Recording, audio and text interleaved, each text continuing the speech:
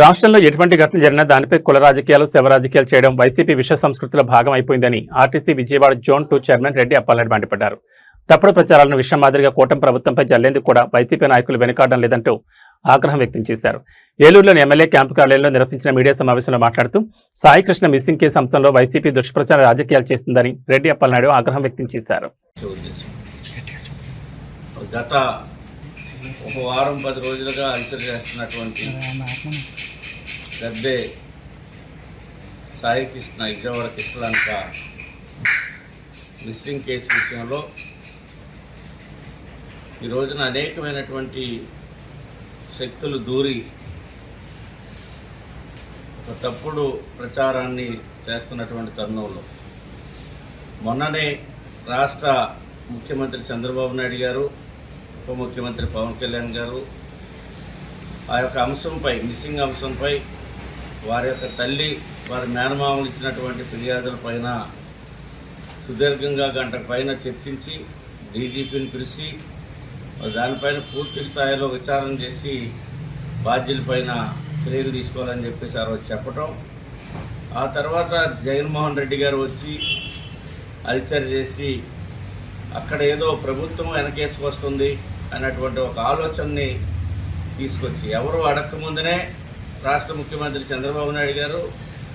ఉప ముఖ్యమంత్రి పవన్ కళ్యాణ్ గారు దాని మీద స్పందించి వారి యొక్క తల్లి యొక్క ఆవేదన చూసి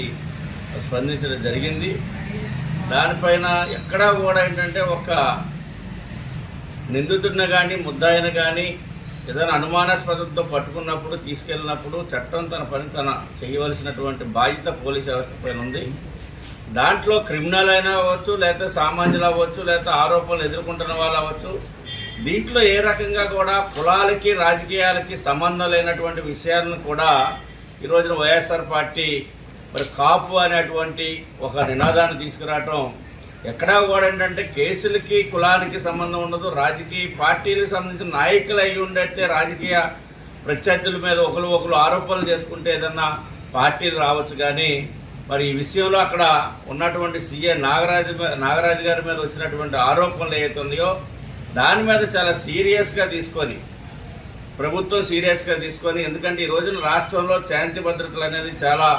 ముఖ్యమైనటువంటిది, ప్రజలందరికీ రక్షణగా ఉండాలన్నటువంటి ఆలోచనతోనే మరి ఈ కూటమి ప్రభుత్వం వచ్చిన 2 సంవత్సరాల్లో కూడా ఎక్కడ ఏ విధమైనటువంటి అగాత్యాలు జరగకుండా ఉండాలని చాలా ఎప్పటికప్పుడు కూడా చాలా స్ట్రాంగ్గా ఇన్స్ట్రక్షన్స్ ఇస్తూ పోలీసు వ్యవస్థకి ఫ్రీ హ్యాండ్ ఇచ్చి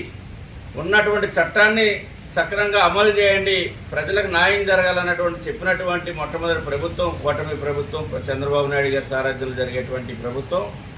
మరి ఈ రోజున కులాలకి అంటగట్టి మరి నిన్ననే రాత్రే ఈ రోజునే ఒక సిట్ కూడా ఏర్పాటు చేసి ఐజీ రవిప్రకాష్ గారిని, అదేవిధంగా పశ్చిమ గోదావరి జిల్లా ఎస్పీ గారిని, పాడేరు ఎస్పీ గారిని, బాపట్ల ఏఎస్పీని సిట్ ఏర్పాటు చేసి దాని మీద నిర్దిష్టమైనటువంటి ఒక ఎంక్వైరీ చేసి ఆ నివేదిక ఇవ్వాలి. చట్టం దృష్టిలో ఎవరైనా కానీ ఒకటే అనేటువంటి దీంతో ఈ రోజున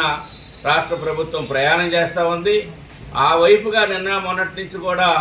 అన్ని రకాలటువంటి స్టేషన్లో కానీ అదేవిధంగా శ్మశాన వాటికల్లో కానీ సీసీ ఫుటేజ్లు కానీ వారి యొక్క తల్లి ఒక ఫిర్యాదులు కానీ వారి యొక్క విచారణ చేయటం కానీ వారి మేనమామను విచారణ చేయటం కానీ అక్కడ ఉన్నటువంటి ఆ రోజు ఆ స్టేషన్ ఆ పరిధిలో జరుగుతున్నటువంటి రోజుల్లో ఉన్నటువంటి డ్యూటీలు ఉన్నటువంటి సిబ్బంది పైన కూడా ఎంక్వైరీ చేయటం కానీ ఇవన్నీ కూడా జరుగుతున్నప్పుడు కూడా కొంతమంది పనిపాటు లేనటువంటి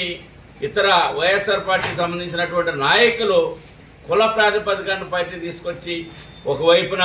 కాపు అయి ఉన్నాడు, కాపు నాయకుడు అయి